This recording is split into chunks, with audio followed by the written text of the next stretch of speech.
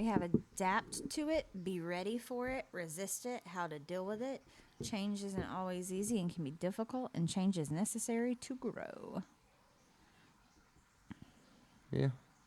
All right. Good podcast. And we're done, guys. And that's it, folks. Thank you for coming to our TED Talk. Our All right. 2 seconds. What? Our 2 second TED Talk. Hey, it works. I could put this up as a short still. It's under 2 minutes. It's not bad. Hell, I could even send that in to my editor, dude, and it don't cost me $30 for him to edit it up.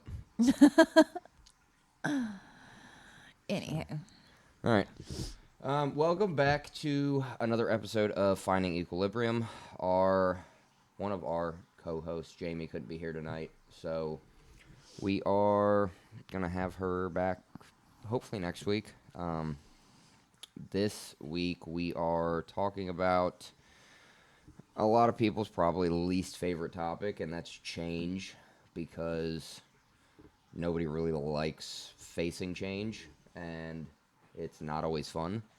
It can be, but for the majority of people and majority of the time, it's kind of shit. We've got, 4 or 5 talking points, kind of things that we're going to hit on, but not really focus 100% on them, I guess. I guess, you want to start off with how you guys deal with change, or if you enjoy it, or how you kind of view it as a Sure. whole first? Sure. Yeah, change for me is not fun. It is very difficult. Just because I have it set in my head how I think what's gonna happen, and if when plans change or things change abruptly, I freak out. I have like a mini mental breakdown, because change it's never been easy. Dealing with something that could be something big is, for me personally, it's just not fun. I kind of have to learn how to go with the flow, but it's very hard for me to go with the flow. It's just not fun for me. For me, I don't like change, but I 9 times out of 10 have a plan B, C, D, E, F, G, all the above, like all the way to Z. Normally, that's just how my brain works. I do, like you, have kind of a freak out about it, because I live my life by a schedule. Yeah. Routinely by a schedule. Like, this is what I am doing at this time and this time. And yes, my life very much revolves around a schedule, and change within that schedule is kind of frustrating, specifically with work. You and I can kind of touch on this for a second. Our routine day doesn't change. Like, we come in and, as we previously talked about, like, we have a routine of what we do. Like, we, check our emails, check the system, follow up on voicemails, blah, blah, blah, blah. All those things that are pretty routine and don't really change. Yeah. But the prospects or the residents or the, whatever situation may come is always different at work. Like, it's never the same. Which, in that aspect, I will say is fun, so it's not too monotonous. You have a little bit of a challenge, but as far as like our timeliness of how we do things, and like our routine throughout the week of, okay, Monday we're doing our Monday huddle, and then Tuesday you might have a meeting, and then Thursdays you might have your meetings, but like Wednesdays we have our, like, for the most part during the week we have like a set thing that we do each day, so that doesn't really change a whole lot. But like having the fun thrown in of something going maybe a little bit funkier, a little bit crazy is fun in that aspect. So Yeah, I agree. small changes like that, I guess, is fun to kind of break up the monotony of the day or the week, but big changes. I guess, like, outside personal life, I guess, I like pretty much consistency, I guess, like schedule and things like that. I don't like when we have plans and then they change for, I don't know, whatever reason that could be. I mean, the kid, or it's raining, or, whatever. That's definitely something that you've had to kind of learn to deal with, because I'm not like a obviously spontaneous person no, either. not at all. But having a 2-year-old, it kind of forces you to, because sometimes, not sometimes, but all the time, and I'm kind of a prick about it, where I'll re-situate the whole day around his schedule, because that's the one thing that, like, I'm very routine on, is his schedule. Like, I get annoyed if we eat dinner 30 minutes late. I get annoyed if he goes to bed 15 minutes late, because I know the repercussions of those. Yeah. So that aspect of the routine is kind of what me personally I harp on. Well, I mean, but that part of our routine per se doesn't just affect us; it also affects No, him. yeah, and that's what I mean. Like, before we had him, like, obviously it was okay. We're gonna go here. We got to leave here at 11:15. With him, it's okay. Yeah, well, this is gonna roll into X, Y, and Z. So instead of going now, we're just gonna go later. And then 9 times out of 10, you get upset by it. Like, not upset, but you kind of get annoyed, and that just stems from the fact of you needing that very structured routine, where it's Yes. like 3 weeks ago you knew we were supposed to do this, but it was literally, it could just be like going to the grocery store or something. Like, you know that we need to go to the grocery store, so you have it in your head that you want to go now, but it doesn't necessarily work that way sometimes, because other stuff comes up. Right. Or trying to get him out of the house is just a miserable experience, because he's either tired or hungry or whatever, so we have to push it back, and that kind of throws you off. But sometimes we still follow through with it, and then it's a miserable experience. But not And then- all the time. not There all- are no. sometimes, like when we went to the Harvest Festival. Well, that's what I'm saying. Most of the time, it's not bad. Like, he's not a terrible kid. He's very easy to work with. Yeah. But I'm talking more like around like the structured times of like his nap and when Well, he and goes a to lot bed, of, when he I think eats that and the stuff like that. change per se in our routine there would specifically just be the fact that he naps. I mean, as far as food goes, run to McDonald's, whatever. No, yeah, and that's what I mean. But I like, think the majority of it is just his nap. yeah, because I mean we do. It's hard to, especially like on the weekends in the morning, like anything after 10 o'clock is kind of scuffed, because that's when he starts getting tired, but he's not ready to go to sleep. Yeah. And then if he doesn't eat lunch at the same time, like we have the same schedule that he's got at School. because that's what he's used to 5 days a week. So we just keep that going. Now, granted, that doesn't always work, because there's days that he doesn't go down until like 2 o'clock. So Well, that's there's 'cause he doesn't also want days to. that he doesn't wake up until later, but then there's days that he wakes up at the crack of dawn Yeah. too. So I mean, it just kind of, you know, So maybe like day to day slight changes may be difficult, but I think, and I know this for you is like when you have something planned out like weeks in advance or like a month in advance, and you have it in your head, all right, on this day we're gonna do this, at this time we're gonna do this. This is how it's gonna go. So like for Chris, she had her fall festivities, holiday festivities planned out.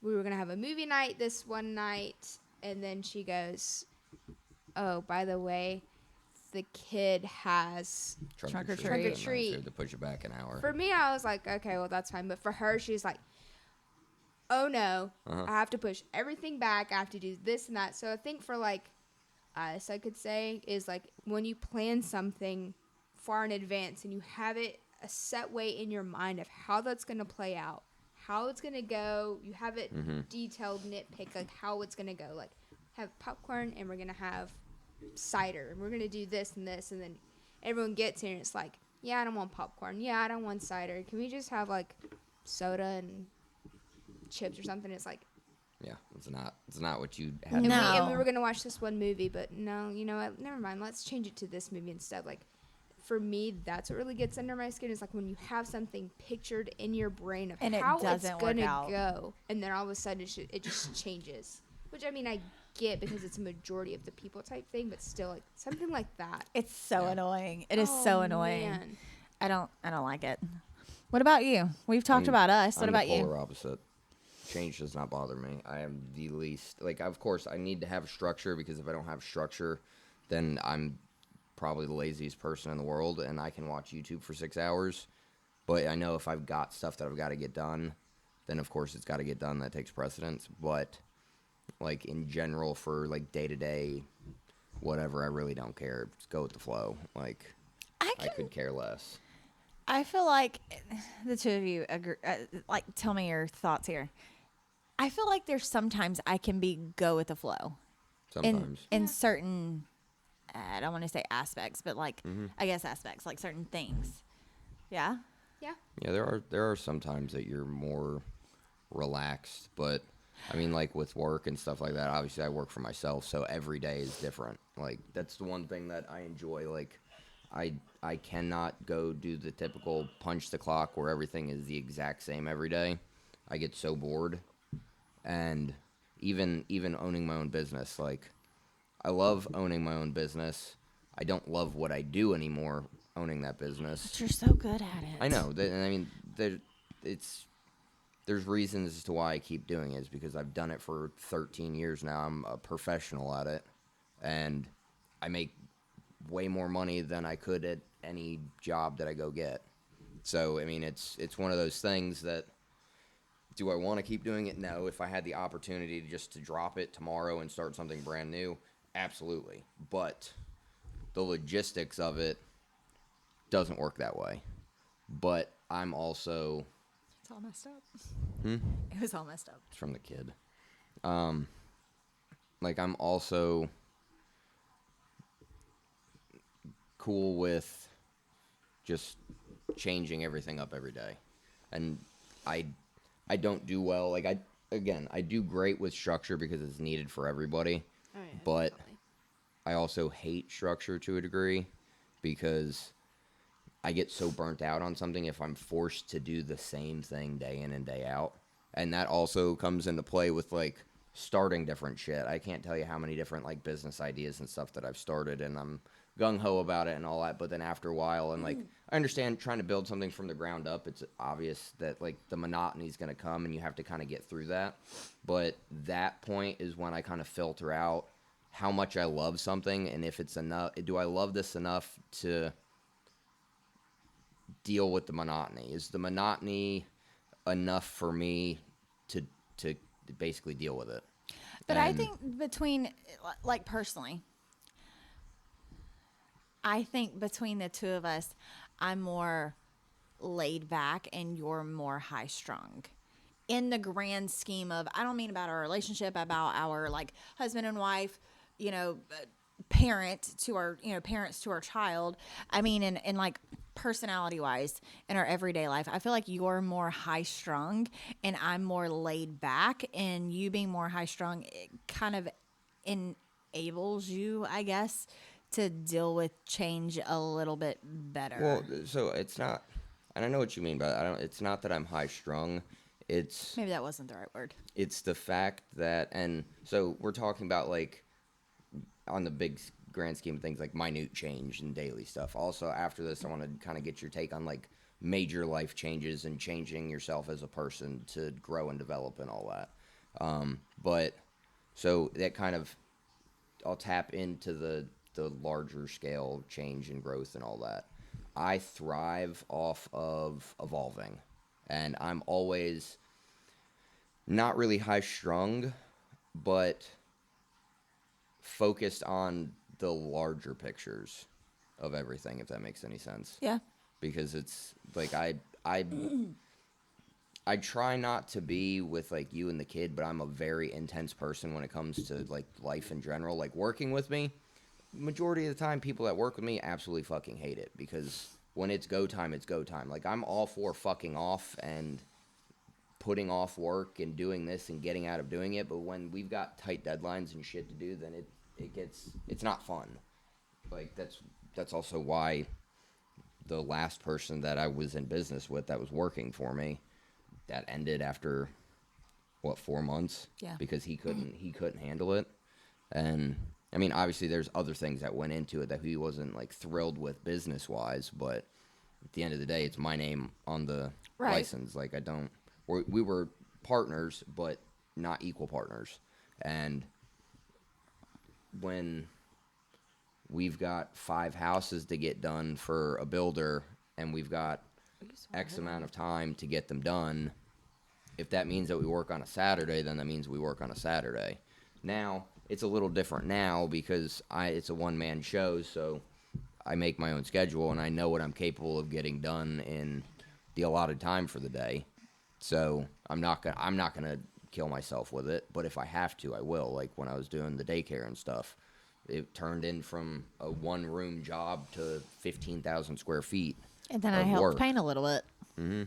But I mean, That was fun though. Yeah. On a side, but side it's topic. also that also stems from the fact that like I'm cool with change so much because I have to be, especially when it comes to like business, because the game plan for like the last house that I did for the realtor, that went from a 2-day job to about a 2-week job, and anything that could go wrong did go wrong.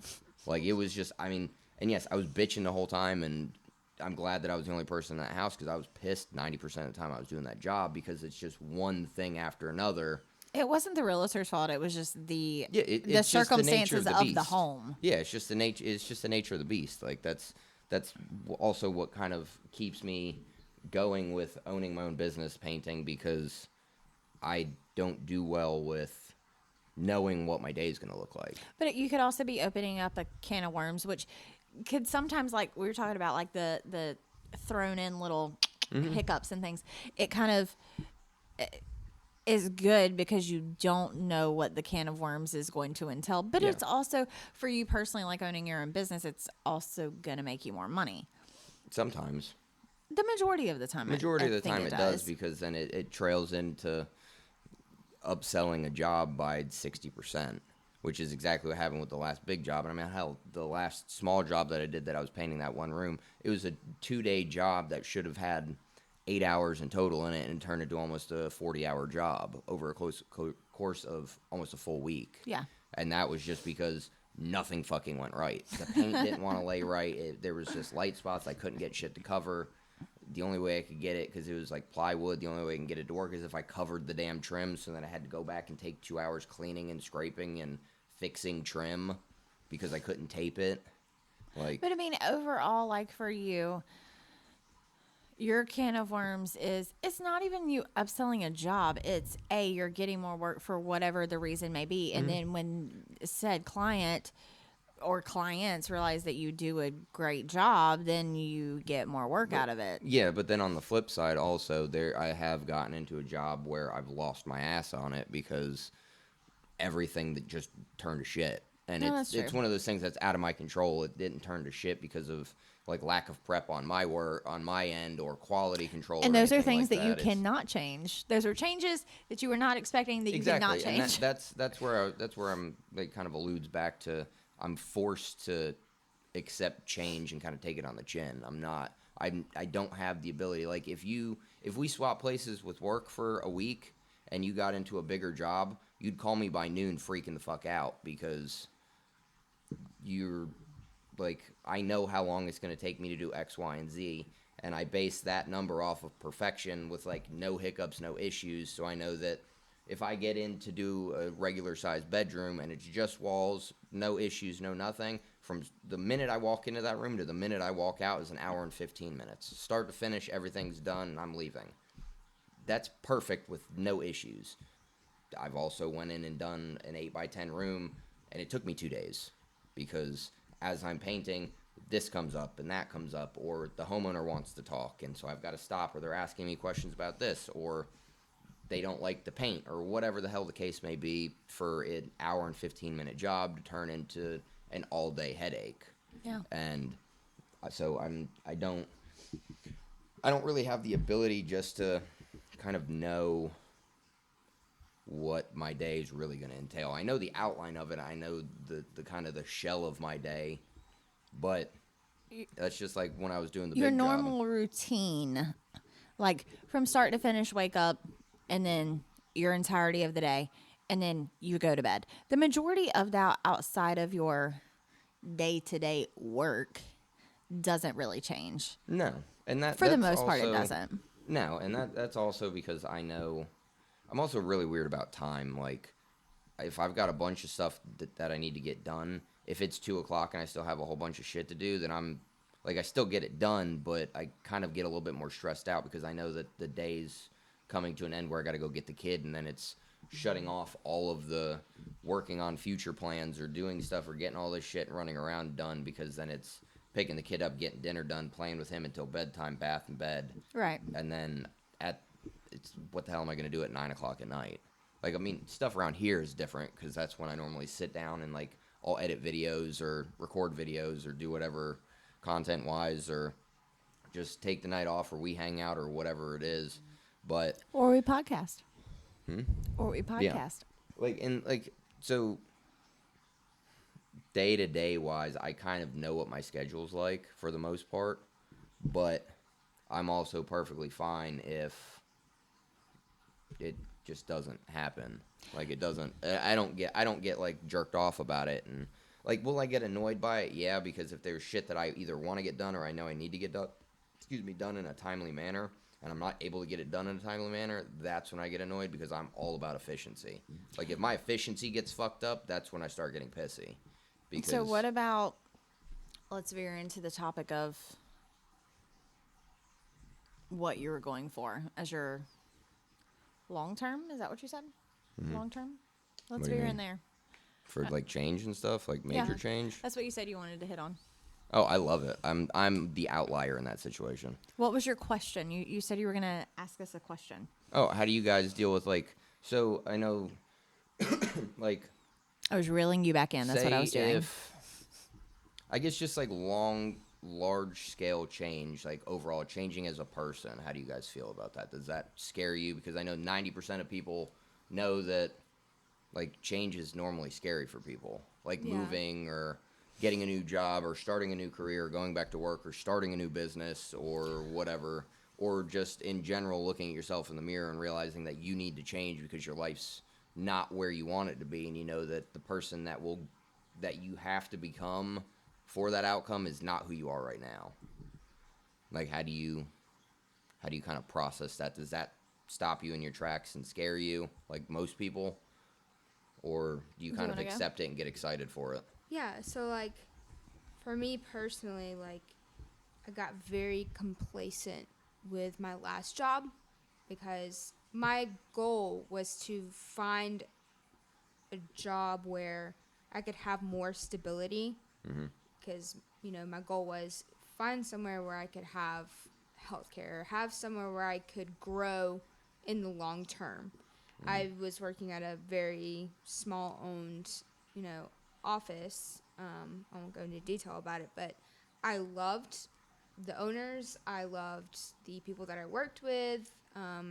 Loved it. Like, became monotonous, but it was like a comfortable type of monotony where it was just peaceful. Like I knew what was gonna happen. Of course, you throw in like the random customers every now and again, but I became very complacent and I forgot my goal. I lost insight. I could no longer grow where I was at. There's only so far you can grow in a small business. There's nowhere for me to move up. Right. So, and it didn't really hit me until Corey, sat me down and was like, what happened to you wanting to find somewhere where you can have a little bit more stability, or what happened to you wanting to be able to find, healthcare and do all these things. I became so complacent because of the people that I was around. And so having to think about having to change jobs, I cried. I like broke down. I was like, but I love it here. Like I could care less about making more money. I could care less about, I became so complacent, and I was like, well, there's no more for me to grow. Like, obviously when you have a job and you go somewhere, you want to be able to not only evolve as a person, like grow as a person, but you also want to be able to like grow within the company. You want to be able to like move up and, grow within that business. And I just hit that point where I could no longer grow. I could no longer do anything. It was just, I'm stuck. So having to go out of that comfort zone, having to make that change has, looking back on it, has done me wonderful things. I mean, like I've been able to move up. I've been able to have more stability. I've been able to make more connections, not only within my work environment, but also with people there. Like I've made connections and I feel like I'm able to grow more. Yeah. So just having to face that change, like going from having that meltdown of like, I don't want to change. I'm good. I'm comfortable. No, I'm good. No, I'm good. Having to like face that fear of change and having to like hit it head on and kind of adapt to that like starting a new job, you get all those. It kind of butterflies happened and for you very emotions. abruptly, though. It Like, did. very abruptly. Yeah, very fast. It's like you want these things, right? These are things that you have set for yourself as a goal. Like you want these things, but then when you're faced with it, it's like, all right, here you go. Here's the door. It's open. It's like, am I ready? Am I ready for that change? So you kind of just have to hit it head on, like be able to grow within that change. You have to know where you want to be, and if you're not willing to make that change, you're never gonna grow as a person. So you kind of have to like accept the change and deal with it. I agree. Okay. Sorry, I had to swap the batteries out on this. So back to Lainey. what? Well, yeah, but so back to what you were kind of getting at is, so that kind of made me realize that 99% of the time people are terrified of like major change, but I actually, now that I think about it the way that you said it, I don't think that they're actually scared of change. It's just complacency. You made a good because point, man. I was in the same boat when I was before I went back to working for myself, like before we had the kid, because I started working doing maintenance at that apartment complex. I was only going to be there for like my slow season, and then it was super easy. I liked everybody I worked with, and then I was there for fucking 4 years, and I was the biggest asshole at the end of those 4 years because I realized that I'd pissed away 4 years of nothing, and was literally making like 18 cents more than I was 4 years prior, with still saying I want to do this, that, and the other, and not doing a single fucking thing. You weren't because- growing. No, because it was easy. I enjoyed getting up and going to work. It was easy. I liked everybody I was around. My days didn't. Except your wife at work. Well, I mean I'm just kidding. that's Just because kidding. we never really like made it known. I mean, everybody knew obviously, but They like, didn't know at the same time. I also had the respect behind it because this is your career. That was just a job for me. I know. With the field that you were in, that's your career. I'm not going to jeopardize your career, but it was so. So before I get into my ideas on change and stuff, what are your takes on it? Because I'm again the outlier in this situation from everybody else when it My comes eyes to like twitching. massive change. My eyes twitching. Sorry. So, for me, I don't know. The answer is not I don't know. It's just how I started the sentence. I don't think that change is scary, but change is scary at the exact same time. So like when I went from leasing to assistant, that was kind of scary, but it wasn't scary because I was already helping the assistant that we had at the time do said topics or Well- said tasks. So like that really wasn't a big deal. And then when I left, the good example here, when I was an assistant and me and the manager at the time were like, oh my gosh, we want a change. Like we know that the property is about to sell. Like this was a known topic. And I remember me and the manager sitting down, we were having a long golf cart ride around the property, walking apartments. And we were like, oh my goodness, we want to change. Like this is so, I don't want to say boring because our industry is not necessarily boring, but it was so, Repetitive. yes. And then the new company came in and that was not the change that any of us wanted. It was horrible. And then I left. Yeah. And then I went to school. And for me, that wasn't scary. Like leaving my career, going to school wasn't scary. The financial part of it was scary because I was not working and I've never not worked since I was of the age to work. I've never done that. So that was scary. But the going to school part was not scary because I love school. And then I graduated and I went back to what I was doing.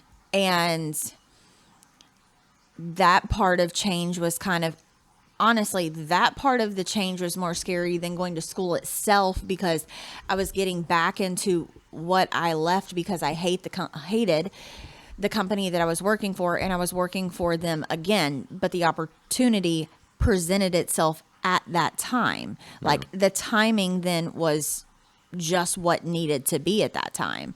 And then I was given another opportunity to be a manager, which is what I am now. And for me in my managerial role, career wise, I think that change does not scare me in a managerial role in my career because to me, now change in like policies and things like that that I think are silly sometimes. And when you're in this industry, you just kind of think things are silly sometimes, not all the time, but those types of changes, okay, sure.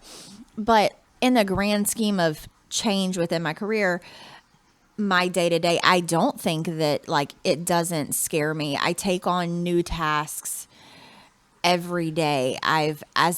From leasing assistant to manager, I've grown and I've changed as a person a lot. I am nowhere near the person I was when I was leasing at the debaucherous property that we were at. Like, I would not handle situations that happen where I am now the way that I handle them now if it had not been for me growing within the change of each position that I had and growing within different companies that I had worked for within that. So career wise, that step is a little scary, but the change as a whole, I don't think so, because complacency is, you never grow when you're complacent. If you're not being challenged, you're not growing. And when you're challenged, that's because things are changing. Now, so I want to be the devil's advocate. Take your career out of it because I feel like you're The majority view- of my life is what I do. Well, I know that, but your view on change is skewed from that aspect because you love what you do. Oh, sure. So, but at the flip side, if you would go back to day one of starting in this career where you said, okay, in 9 years, you have to do A, B, and C to change into this person to be a successful manager, that would scare the shit out of you. But as a whole, when it comes to like after you left school and you had to go back, that was not scary because you love what you do. So I think that It was scary in the sense that I felt like I was taking a step back instead of progressing. But overall, which I mean, that's. I remember having a lot of conversations with you about that because that's what you kind of felt like because you wanted to kind of get out of this and start something brand new. but I feel like as a altogether. whole, the decision that I made and that the two of us made for me to get back to what I was doing was the right decision at the right time. But if you asked me the question that you asked me, if I were to look at myself as leasing and be like, you have to change and you have to do X, Y, and Z to get to said current position, I don't know that it would have scared me. I probably just would have told you it wouldn't have happened. Because I feel like the change for me that I have, just career wise, I'm not talking personal at this second. I don't feel like a lot of the changes within me that have happened career wise, I've really noticed them. I feel like they've just happened and I haven't really noticed that I've changed, if you will. Like, I can look back now and realize that I've changed, but I don't think if you had said you need to do this, this, and this, that I would have been. Am I too loud? Yeah, it was starting to peak a little bit, so but you're good. I don't think that I would have been scared, really. I just probably would have looked at you and laughed and been like, that ain't gonna happen. Because I don't feel like I've recognized the things that have happened until I look back at it. But Yeah. personally, I'm going to speak on our relationship for a second. I am a very different person than I was almost a decade ago. And you are too, in a lot of aspects. We were kids. Yeah. I mean, we were babies. Our outlooks on life as a whole have changed. To a degree. Well, I'm a lot still the of same degenerate that I was where I've got yes, a lot of ridiculous size yours goals, but have, not. They've changed, but they haven't changed. It may be the same level of goal. It may have just shifted a little Yeah, bit it to just- something a little different. yeah. But we've grown a lot in our relationship as a whole and as people. Like, I'm nowhere near that. How old was I? 22. 22-year-old kid. When we started dating, my goals and my dreams in life are very different than what they would have been then. Mm-hmm.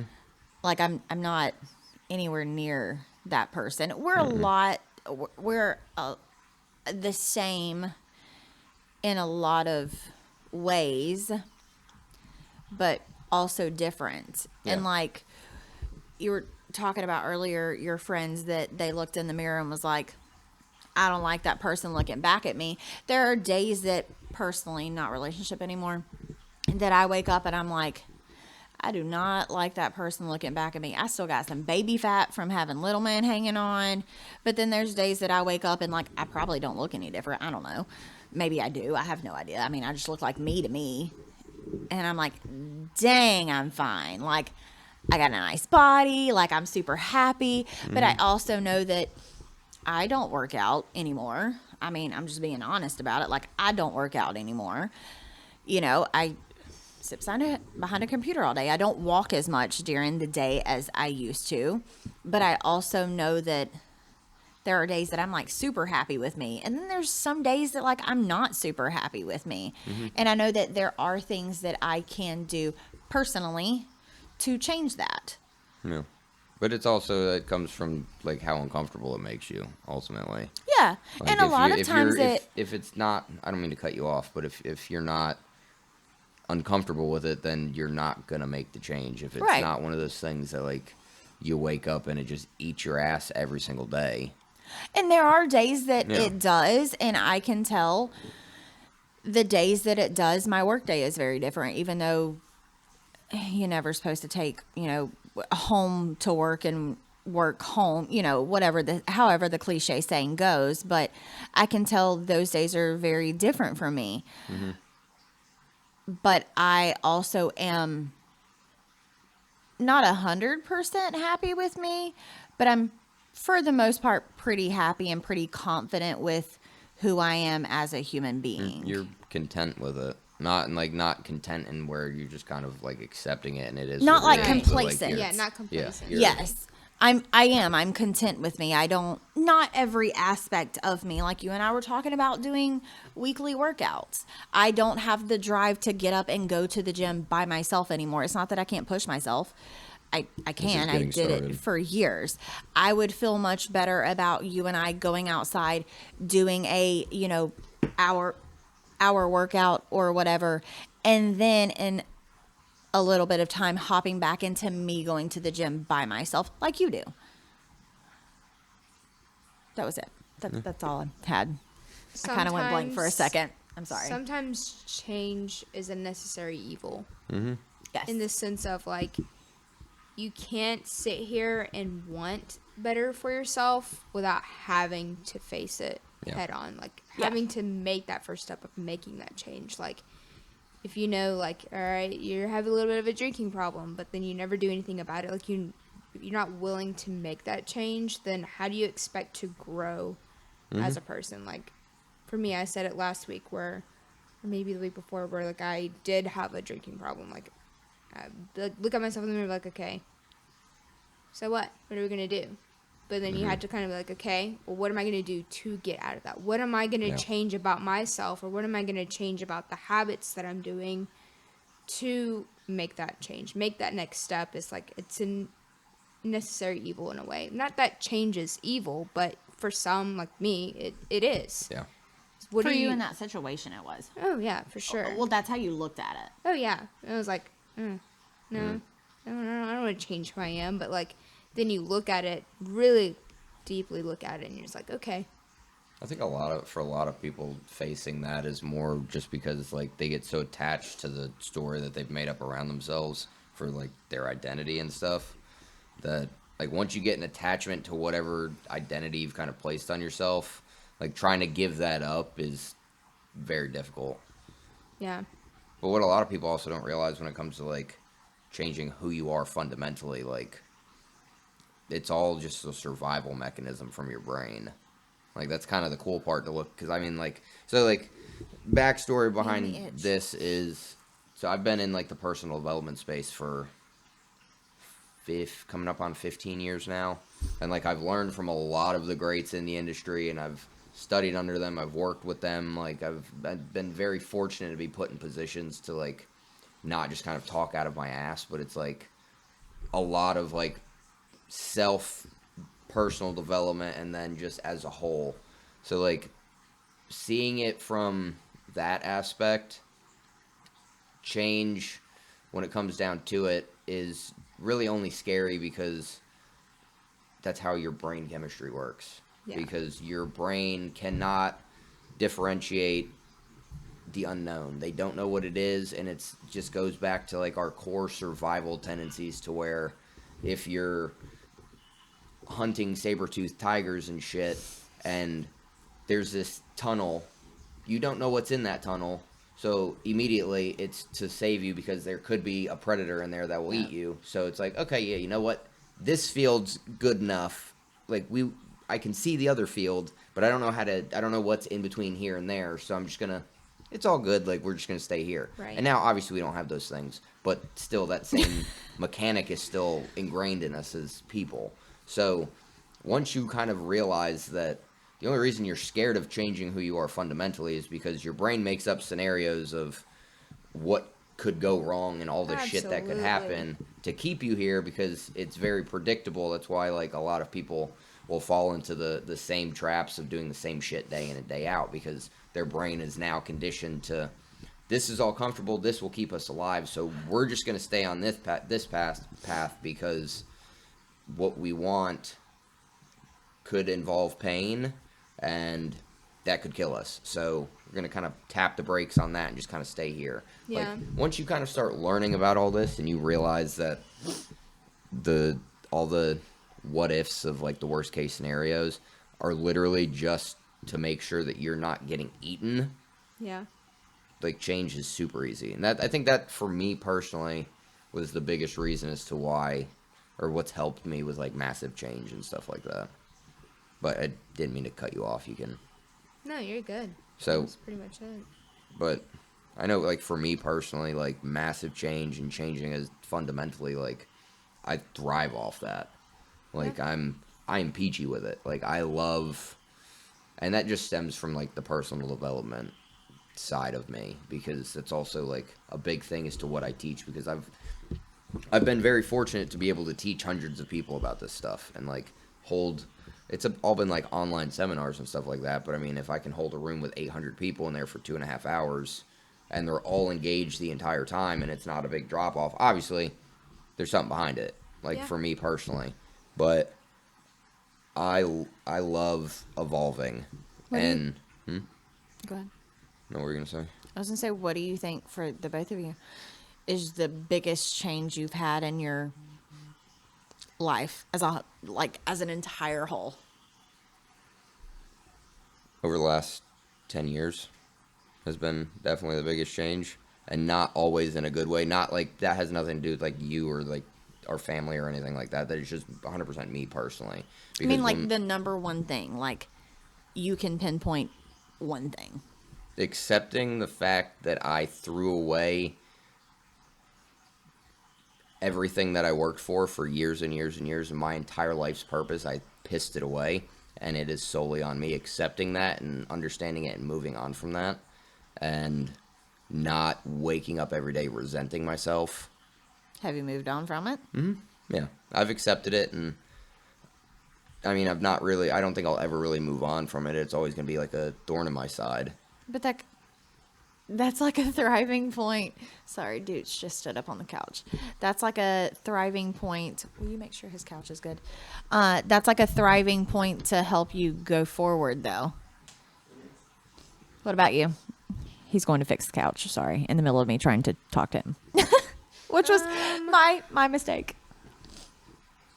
I don't know. I guess for me, like the biggest change for me personally, like this is going to be like really deep and okay. raw, but losing my father was like my biggest change. Like having that one person in my life where like that was my person, you know what I'm saying? Like having that there and then losing it.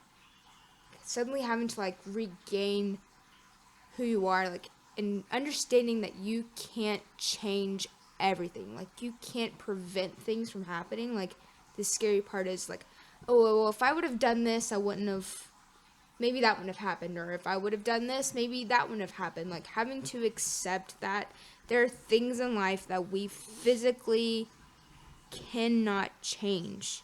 So having to regain who I am as a person after losing him, like having to become not the head of the household, but in a sense, I mean, kind of, right? Right. Like having to be the rock for everyone else around you, and having to move forward from that, because that really rocked me, but you kind of like stuff it down until like later on when you can like fully release all of that.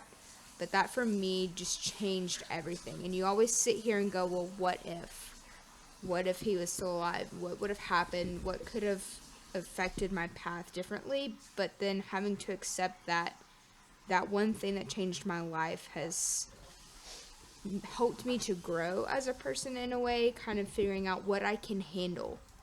Like, you learn so much about yourself when losing someone. You learn that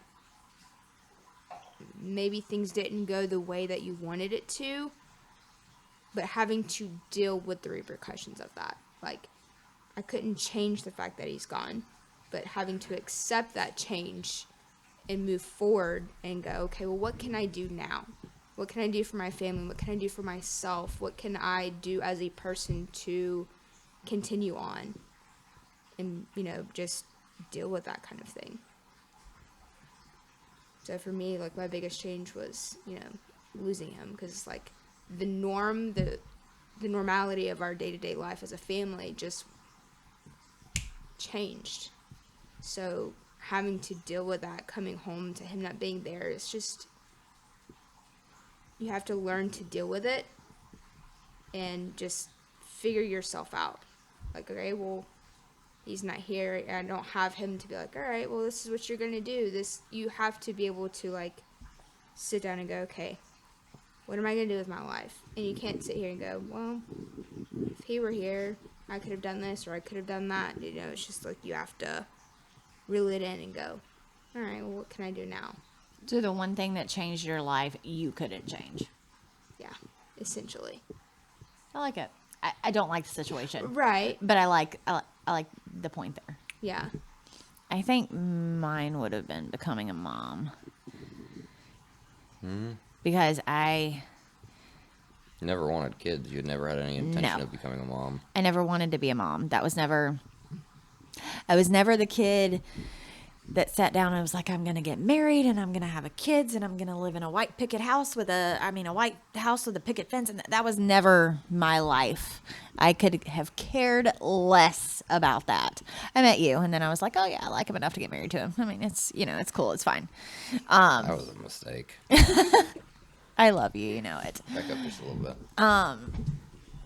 But I don't know what to do with my hands. That's why You I'm can so keep close your to the hands mic. up. I'm just saying, you get too close because then it starts getting real I'll loud. just sit on them. It's fine. But I think definitely for me, it was becoming a mom because I never wanted to have children. And let me tell you right now, I would do anything in the world for that little small domestic child, little domestic terrorist in there. And yes, people say that you would die for your kid. It's such a cliche saying, but will you live for your kid? Yes, I do that every day.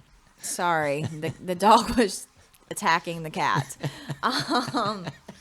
Well, that's good for some entertainment there. Yeah, I can't wait for people ears to bleed on that one. Sorry. I'll try to pull the levels down there. But yes, no. But I wake up and I live for my kid every day. I feel like I do what I need to do for me and my family and my child every day. And I would 100% not change being a parent. But it was never in the cards for me. Like, it was never a thought in my mind that I would have been a parent. Like, ever.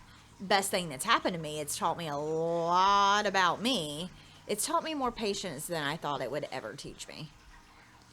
Like, a lot more patience than I thought it would ever teach me. But that is, for me, the one thing in my entirety of 32 years that has changed me. Changed me. So kind of going back into like not really fearing change, let me ask you this. When you found out you were pregnant. Good. Carry on. Okay, so my question with you being like, you say you're good with change, but you never wanting to be a mother and then suddenly having that moment when you found out you were pregnant of, all right, yeah, you're going to be a mom now. Like, how did you handle that change of having to suddenly go, okay, well, crap. Something that I didn't want to do, never wanted to become, having to deal with that change of having to, I guess, deal with that. First off, when I took the test, I knew I was pregnant before I even took the test. Well, we both knew. We just. I mean, we were also trying, like, actively trying. So, yes. So we came to the conclusion that we wanted to have a kid prior to, like, it wasn't us finding out. Yeah, it wasn't like a super long time of like, no, not us trying, but like the conversation was very, okay, if we're going to do this, like we're going to do this now. And somehow I magically agreed. I'm just kidding. No, we actually had the conversation and I was like, okay. But what I mean by like, I never wanted to be a mom was like, and I know everyone says there's plenty of fish in the sea. If it hadn't have been Reno, it would have been no one. Right. And like, I'm not making this about Reno, but I am for a second. If it had not have been Reno, it literally would have been no one. Well, I think that also Like- stems from, I don't think it's me necessarily. It's No, just it is. it's not, though. It's the fact that, one, I've always wanted to be a dad. And, like, so me wanting to be a dad and you not wanting kids, we had that talk early on. And I was like, okay, that's fine. Like, I will survive not being a dad. Like, it's not going to crush me. It's not going to, like, cause any issues. Like, I sat down with myself and kind of came to terms with that. Like, not where it's like, oh, well, woe is me kind of coming to terms. But I'm like, okay, yeah, like, kind of weighed my options. Like, is this really what I want to do? Or is this kind of a end-all type thing? And I was like, yeah, like, I'm fine with not being a dad. Like, did I want to? Yes, but I'm also great with kids. And Yeah. I think that all of our friends had fucking kids. And I think just the more that you saw me interact with kids and kind of saw that, kind of open that up a little bit. But I don't think it's me necessarily. I think it's just the fact that it was the culmination between, like, your feelings for me and then seeing that. Well, and that's what I if mean that by makes like, sense. if it wasn't you, it wouldn't have been anyone else. What I mean by that is, and I promise I will answer your question, is I had been in other relationships, pretty serious relationships, of people that did want kids and did not want kids. And I said absolutely negative ghostwriter. And it's just the connection that you and I have, I guess, was obviously very different. We're married. But, you know, it was a no with anyone else. And that's what I mean by if it wasn't you, it wouldn't have been anyone else. That's what I meant by that. Now, so second question real quick. Do you think that's because of my personality and, like, my drive for, I guess, life in general, my outlook on a lot of things? Do you think that was kind of a, not deciding factor, but a bigger factor in your decision to where, like, yeah, I could see myself having a kid with him? Because I know a lot of the guys that you've been with, and I'm the polar opposite of all of them. Yes, to some degree, but you and I we're very polar opposite, as we've discussed previously. But you and I connect, even though we pretty much agree to disagree on most things in life. We connect on a much deeper level of life as a whole than I had really ever connected with anyone. And that's what I mean. If it wasn't you, it would have not been with anyone else. And so, yes, to pull off of what Reno was saying, we had been trying, and I don't mean for like literally years, but you know, we had the conversation, and then we were like, okay, well, we're just gonna try and see what happens. And we were both to the point that it should have happened, and we were both going to go to, it was around your birthday, if it had not have happened, we were both going to go to the doctor and like figure out, okay, Who was who was the problem? Like, is it me or is it him? You know, like, who's the Because problem? I for sure thought that it was me. 100%. And that's just from my past with like bodybuilding and stuff like that. I wholeheartedly believe Well, that and I had I also screwed had something up at some point. I had also had female issues Yeah. before too. So I mean, it could have literally been either of us. Like, had no idea. And then I just randomly decided we were going to take a test. And before I even decided, like, I 100%, and I can't remember truthfully if I said it out loud or not, You did, because it was. but I knew before I even took the test. And it wasn't because I had missed my period and this, that, and the third, or I had butterflies, or no, I knew. I 100% knew. And I will tell you, I have no motherly instincts. I am not a coddly person. I am not like, let me rephrase, I do now. I did not have the motherly instincts, like, at all, even prior to having a kid. And I had worked with kids for years. And then, like, when he was born, and like, I never had motherly instincts. So for me to just, I knew before I even twinkled on a stick that I was pregnant. I mean, also, really, So- the only reason that you took a test is because it was on my mom's birthday. Yes, that was the reason Yeah. that we took Because she was gonna tan. take a test at some point anyway, but we decided, like, oh, we'll just do it today, because if you are, that'd be a cool birthday present for her. Right. And it That's was. literally the only reason that she took a test that day. So I guess my question, I guess, Did it is, scare me? yeah, like having that mindset. No, not necessarily like scary, like finding out because you guys had, obviously planned it. I guess it's like that The realization. mindset change of going from I don't want to be a mother. I don't want to be a mother. When you finally like decided, okay, all right, but let's do this. Did that that change of that mindset? Did that not scare you? Like When he was 6 months old. so it hit you like later on, like afterwards, like you were kind of just like in this little, not like I had horrible postpartum depression, and we are not going to talk about that on this episode because I do not open up very often about Yeah. it. But, and that's my own mental demons. I talk about it, but I'm not going to on a podcast today. That's No, for a you're later good, you're good. topic. I just kind of wanted to like But- figure that out, like change wise, like For me, it literally did not go ding, ding, ding, ding, ding, smack me in the dome piece until he was like 6 months old.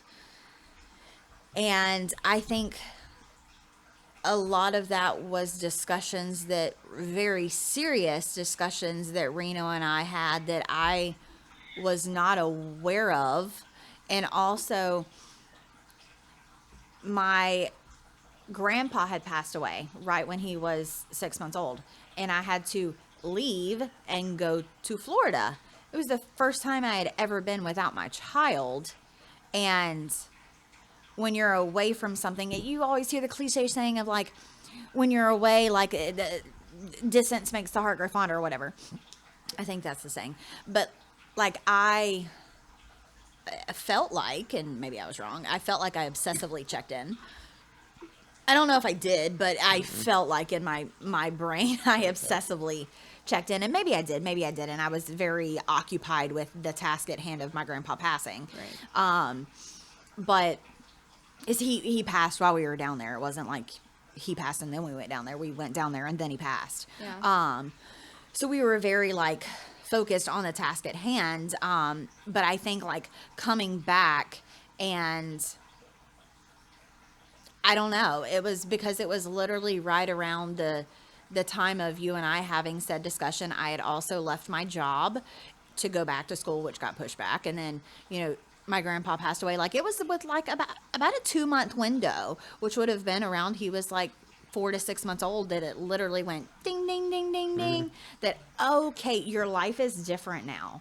And we were already living here. I mean, in this time frame, which is so crazy to think about, we had bought and sold a house, and like all of the things in life that change would make you realize change, right? It didn't. It did not until he was it was between 4 and 6 months. And I just say 6 months because that's when my grandpa passed. That's kind of how No, I that's remember right that around the time time that frame where everything kind of like came set to a in. head. Yeah. Yeah, because like around that 6 month time is I could tell when the last, I'd say 7 months kind of all sunk in, because Like me still being pregnant and then having him, and up yeah, until like that right point. towards the end, because like the last month of you being pregnant was a disaster the entire time. Yes. Because there was a bunch of like stuff with work for the timing, and so that was stressful because we were on this cusp where we were basically scheduling it out. So you had insurance, we weren't paying 40 grand, and then And then so that did that not was work that out. last month that like ate all that up, because it was constant craziness with all that back and forth. But that last month, and then you had him, and then 5 days later we bought this house. 6 weeks later we closed on this house, and then 2 weeks after that our old house went on the market. We sold that same week, and then so prior to us, well, right after we moved in, I quit my job and started working for myself again. And then a couple weeks after that, you left work, you quit your job to go back to school. And then it got pushed George back like died. 2 months. Yeah. So I mean, it was this crazy culmination. It was probably like the most intense 6 months that you could really ask for. Where things were constantly changing. Yeah, I mean, It's a lot. we went from our old house that was fine to bringing home your first child, to buying and selling a house, both of us quitting our jobs, me starting a business from scratch again, like her quitting and not going to a different job but going back to school. On top of that, our monthly bills quadrupled, and our income was cut in half from day one. And it was, I remember talking to my And then supervisor before I Papa quit. passed away, which was like a huge thing for me. Yeah, because it was unexpected. Like, it wasn't like he was sick or anything, it was an accident. Yeah. And so it was like this 6 month window of just intensity. And then on top of all of that, into the mix, she was dealing with her stuff. And in turn, I was kind of having to deal with that. Plus, take on a bunch of other stuff because she was dealing with that. So, from my perspective, it was like the gnarliest fucking 6 months that you could possibly have. But we survived. Yeah, no. And, like, I never once questioned, like, what are we going to do? How are we going to survive? Because I knew that no matter what, We'd figure it out. yeah. And it also helped us having the conversations. And I remember having these conversations, and I know that there was one that your mom was present, and I could tell there was some uncomfort there because I not gave you an ultimatum, but I wasn't allowing all of these, I guess you could say, issues that you were going through. I was not going to let them consume you. And I let that be known that if I had to be the bad guy and you had to hate somebody, then it would be me. Because I knew that if I wasn't that person, then it could ruin you, like, in the long run. And I know that once she kind of put together what the last 6 months of our lives looked like from my perspective, because your perspective was kind of skewed because you were dealing with all your issues, It was like life was kind of gray. It was kind of fuzzy. Like I lived day to day. Yeah. Obviously, I'm still here, but you weren't. I was like, not present. Yeah, you weren't present. I did what I needed to do. I went through the You routines. survived. Yeah. You were surviving for those 6 months. And like I didn't hate you afterwards. It's the one thing that, not the one thing, but thing that made our relationship stronger. Yeah, and what I meant by like if you needed to hate somebody, what I meant by if that meant that, because I outright told you, this was a little bit after we moved in when like people were still like kind of helping us because you're still on maternity leave and stuff, and I said like I'm giving you a window to do this on your own, and once that window closes, I'm in control of the situation. And yes, that from an outside perspective, without understanding all of the details, that sounds harsh, because it's not that I didn't trust you or believe in you to be able to deal with this, but I also knew that, because we also had this conversation prior to us having the kid, and it was like, okay, if this Her tail's happens, in the camera. Hmm? Her tail is in the camera. if this happens, then these are kind of like the parameters of what I will allow, as bad as that sounds. But I to- didn't know that I was experiencing those No, things. yeah, like and I that's had the thing. Like, no idea that I didn't know that that's what was happening to me. And it's not for I'm excusing what happened. but I it's literally also- was living in like a fog. No, and that's kind of why we had those conversations after a couple months, because I knew I was the only one here fully, and I also told you like before we had him that if you were to experience this stuff, I'm not gonna push, I'm not gonna prod, I'm not gonna say anything snide, nothing like that. I'm gonna let you figure it out on your own as you need to. But if it gets past a certain point to where I can tell that you need help with it without you realizing it, then that's when I was gonna kind of step in and be like, okay, I've got to take reins over this situation before it does get out of control. Right. And that's where we were. Yeah. Like I had literally had absolutely no idea that I was experiencing the things that I was experiencing. Like I mean, I got up, I brushed my teeth, I brushed my hair, I went to the bathroom, I changed, I went to work. I did. You're just going through the motions, though. You're I did just on all autopilot. the thing, or I went to school or whatever said situation was.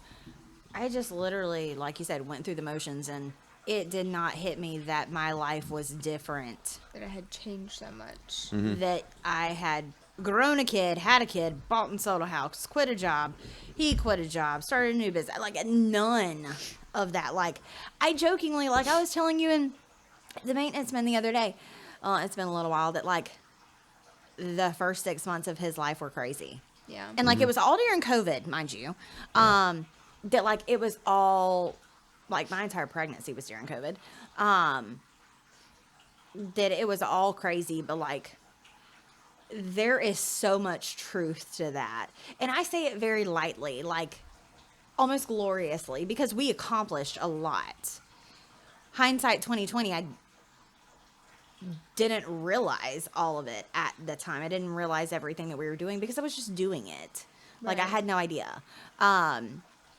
But on a more serious matter, like it's not just a glorified thing. Like it was a real deal. And yes, we did accomplish a lot, and that's we as a unit did. And it's a lot to be proud of, but as a whole, there was a lot of dark that came from something that is now glorious and something to be proud of. A lot of dark that I had no idea of, until it was like, for a better lack of words, shit or get off the pot.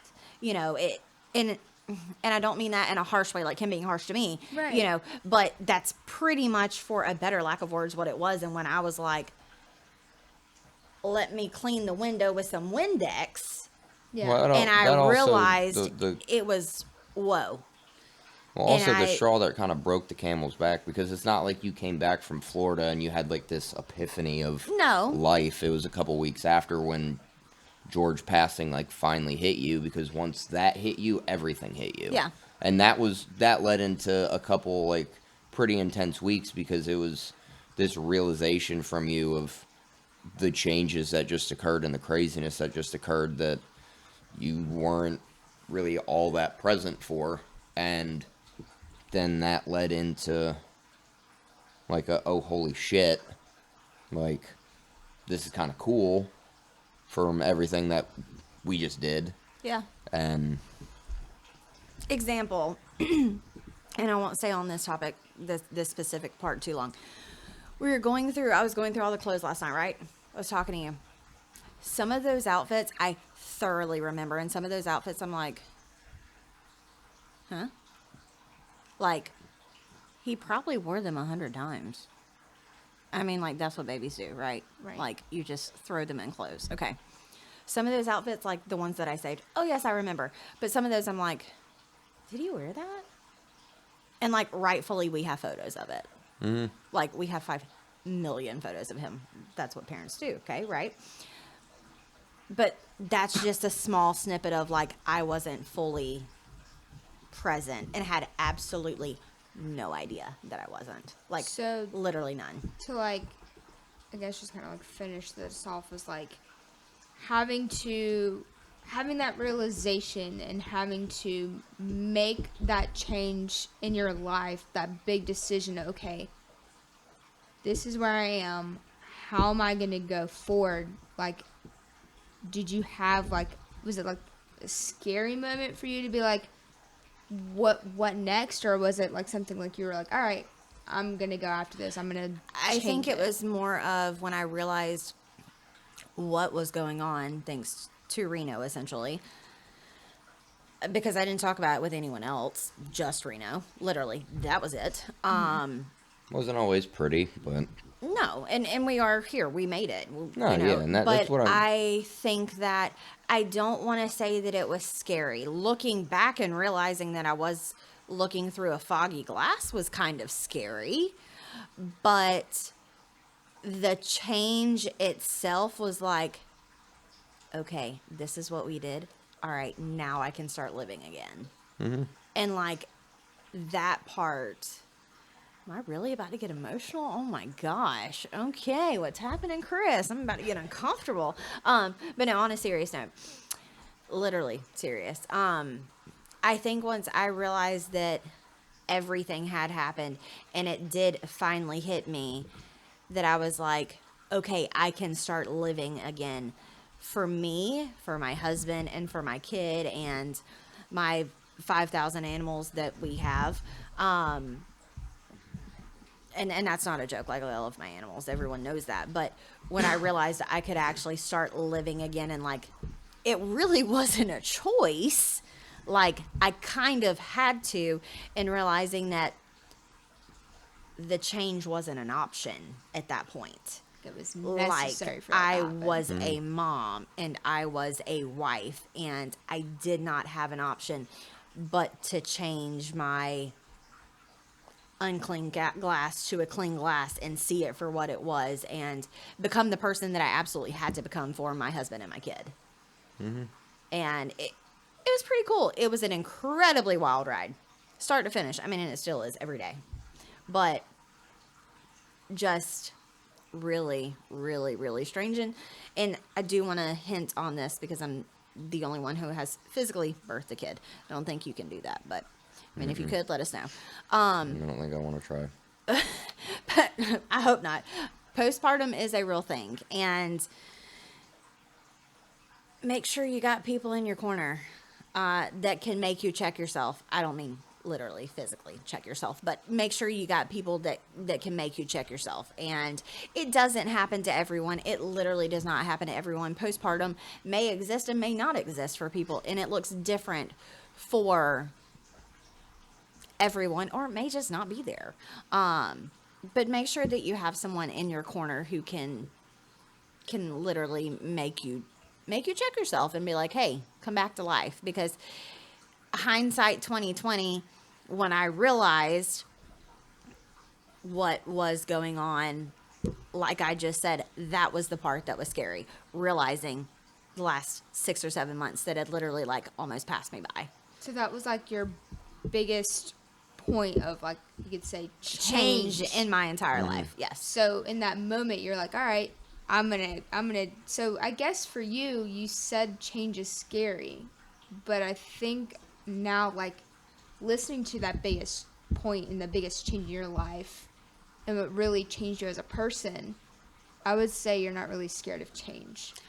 No, change is scary in certain aspects. In certain aspects, but like life for you, I would say. No, it's not. Yeah. There are certain aspects of life, and I think that we can all agree on that. There are certain things about life in general that makes us scary for change, and some that don't. But that as a whole, because that's a huge thing. I mean, birthing a kid, first off, is a huge thing. Some people it's great for, some people it's not. But that's definitely... I wasn't scared of it when it was happening. Right. I was scared when I realized it and looked back on it. Yeah. Yeah. So for me, that was moral of the entire story we just had was becoming a mom. Yeah. And the scary moment of it all. Yeah. It's pretty cool. So I guess to kind of like wrap everything up is change is scary and could also be fun or thrilling for some, but having people there to kind of help you for that change, having people in your corner to help you grow and kind of sit here and talk about, like, well, I've heard you talk about these things. What are you going to do to change it? I guess being able to face it head on and kind of, you know, help it to be less scary, but kind of just like face it head on.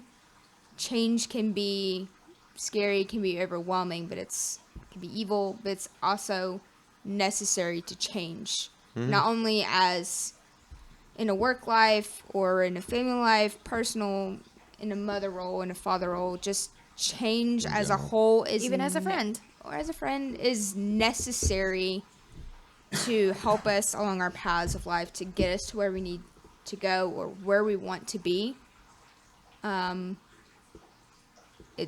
It's necessary. If we didn't change, if the world didn't change, if we didn't change as humans, we'd be kind of wasting it all.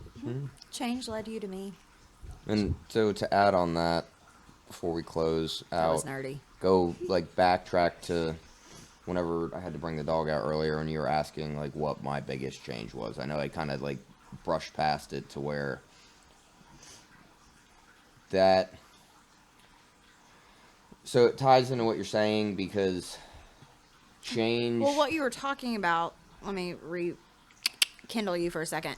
You were talking about the things that you feel like you wasted and that you have to look in the mirror and you have accepted them. You'll never really get over them, but you have accepted them and learned from them, I suppose. That's where you were. I just Yeah, want to so like go to on that. tie into that, so like for me personally, like my biggest change was giving up like bodybuilding and stuff because that was literally my entire life. Like I gave up from 9th grade up until I was 19, 20, so like 5-6 years. And I mean to the point to where like I never partied, I never really went out. I think I can count on one hand how many times I went out and did anything. I dropped out of college for bodybuilding. Like granted I would have dropped out regardless because I hated school, but that was, I literally left my class in the middle of class, drove back to the house, and my mom was like, fuck are you doing? I was like, I'm dropping out. Like, I was getting ready for nationals. My whole plan was to become the youngest professional bodybuilder ever. And I would have done that if I would not have quit, because I would have done it by the time I was 20, because I was lining myself up to do that. Yeah. And knowing it was also prior to or after I quit and kind of pissed it all away. Like I was very bitter about it and very angry. Like I accepted it was just my fault. Like I didn't blame anybody else, but I didn't really want to accept fully that was the case, because when your whole life revolves around something and it's in your grasp, and then you just like, fuck it. Like, that was the hard pill to swallow. If it would have been from like an injury or something, then that would have been like, okay, yeah, you know what? It is what it is. Like, it's one Right. of those things, kind of chalk it up. But also knowing that, like, that was having to grow from understanding that the whole reason I got into training is, one, because my dad used to compete, so he was always trying to get me in the gym. But when I started started working out in general, it stemmed from me getting bullied like terribly, like to the point to where like I would beg my mom to like pull me out of school and be homeschooled, and like was terrified to go to school because I was getting my ass beat every day. And then I got into the gym and started getting a little bit more self confidence and all that stuff, and that stemmed from self confidence into a very aggressive demeanor because nobody's going to hurt me anymore. Like, and I made sure of that. So very quickly, I love to fight. Like, it stemmed from polar opposites to where I was the aggressive one. Not like I was bullying anybody, because like that was not my thing. But if somebody that used to like bully me or whatever even stepped out of line, it was game over. Like, I was scary to deal with because I was a lot stronger, I was a lot more confident. I knew how to fight now, and I could get my ass beat and keep going. Like, I can take a beating and no sweat off my back, because I had to endure that for a year. After a year of getting beat up every single day, you kind of learn how to take a punch. So the bodybuilding aspect was kind of like my safe space in a sense, to where that was like the armor that I built up to make Yeah. sure that I didn't get like terrorized anymore. And then that stemmed into like a more of a unhealthy obsession personally, because I knew that I had the capabilities to do that. I learned very quickly that like I am built for this. And then I ended up having people in my life that like I respected and looked up to also know that when they gave me a compliment, it meant that I earned it. And so every compliment that I got like kind of fueled that fire, to where it's like, okay, you know what, like I know that this is 100% possible, but I just need to do it, and then just stop doing it for literally no reason. And for a while after, I was super angry, like not like at people, just in general, like at myself and stuff. Like, I hated myself. That's why, like I said last week, like sometimes you got to look in the mirror and realize that you fucking hate who you're looking at. And it never really got super out of hand to where like I do something rash over it, because like I still also like attribute that to like my personal development stuff. Like, I went to therapy for a while over a bunch of other shit that happened in my life, and that was like a focal point, because she was like, you are angry. I'm like, I know, like I'm fully aware.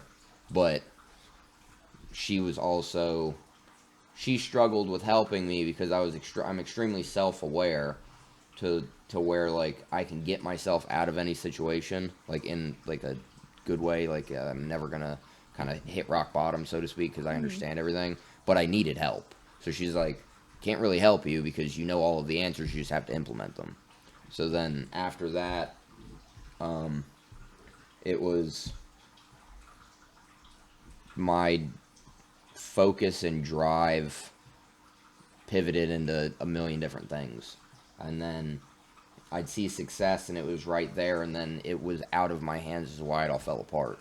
Whether it was from somebody else screwing us over and can't do anything legally about it because the contract had a loophole in there. My hands are tied. It is what it is. I'm out hundreds of thousands of dollars at 21 years old after working for months and months and months to build something up. Saw the success and then never like reap the benefits from it. And then pivoted into something else. Saw success there, but then had to stop doing that because of decisions and agreements that we made. And I'm gonna honor what I said, even though it's literally, if you give me 6 more weeks, then we're peachy. But so that was another reason. That's another thing that I'm like, okay, that's another one that's on me. And then it's just multiple things kind of compounded into me being just an angry fucking person. like all inward. Like I couldn't. It was to the point for months. Like if I was showering or whatever, I wouldn't look in the mirror. I wouldn't. I'd get fully dressed and brush my hair and shit, brush my teeth, and get the fuck out. Like I would not look at myself. I wouldn't be on camera. Like I was on camera like because I streamed and stuff like that. But I mean, and then it kind of. I don't know really when I fully accepted it. It hasn't been that long, honestly. It's been maybe a year. We Because had long conversations. yeah, and that was kind of a catalyst to me kind of biting the bullet and accepting the fact that like it's over and you need to accept it, move on, and you can excuse me, you might not be able to have this goal, but you can still achieve that goal in a different fashion. And Yeah. also like now being a dad and shit like that, it was kind of one of those things where it's like the end of my rope. Like I don't have any other choice but to bite the bullet and do what I got to do, because like I've always had a vision of myself in total and as a dad since I was little of what I wanted to look like and be like and act like, and I was so far from that person, and I already had a kid. Like he's soaking everything in, so I don't really have the ability to keep putting shit off. And like granted, it was like, and it's not just like physical stuff either. Like the gym is a big part of it, but the gym also is like my de-stressor, because I internalize a lot of shit and I take a lot of stuff on my shoulders and I don't ask for help or don't talk about anything, or like the battle that's going on upstairs, like for anything in general.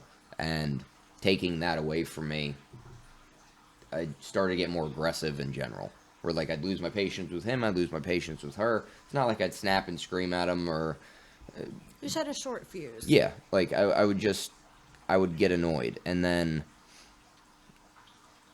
but it's been for the last couple years to where like I'd get a hold of it and start working on myself, but then something would happen that would kind of take that away from me.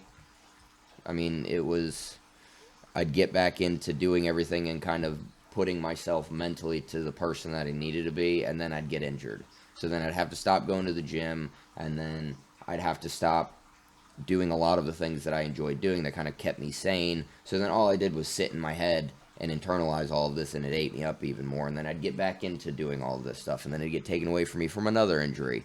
And then I had a cancer scare, and then it turned into a bunch of external forces that were out of my control, and that really started to piss me off, not because I wasn't in control, but because it was 100%, in my eyes anyway, karma for me pissing away opportunities and other people's time and effort and energy spent on me, where I just spit in their face essentially.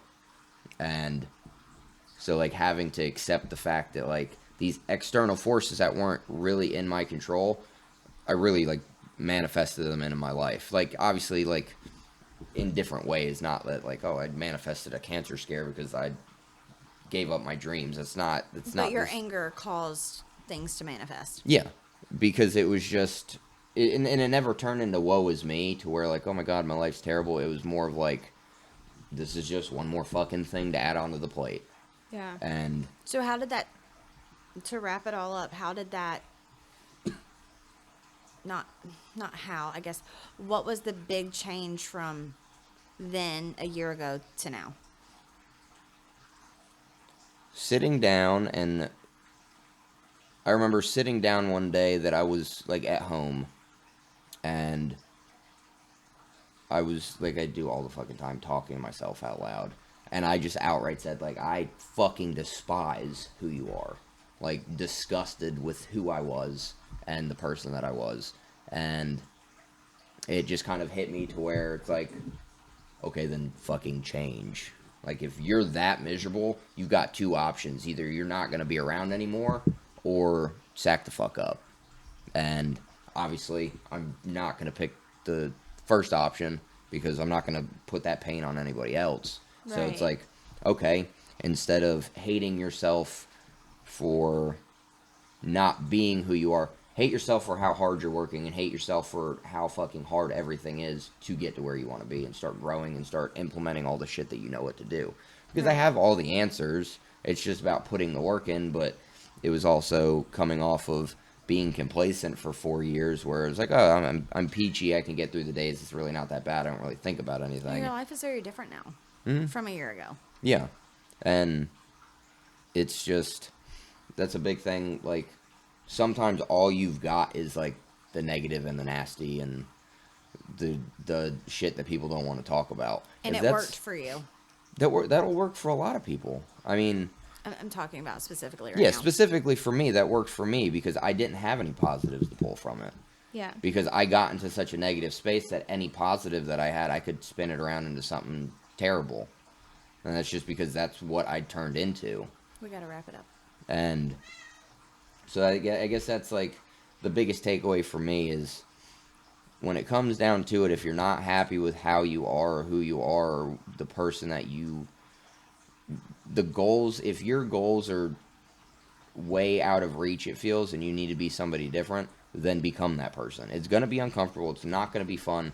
But realistically, as long as you put your foot down and say, I know that I could do this, then it's going to happen. Yeah. So then you just need to kind of be uncomfortable or get comfortable with being uncomfortable because that's all Yeah. part of it. If you're not willing to get after it, because and especially now it should be a big motivator for most people that now is the easiest time in the fucking history of humanity to become wildly successful. Yeah. So kind of just run with it. Sometimes all you've got is the negative to work with, so use what you got. Yeah. And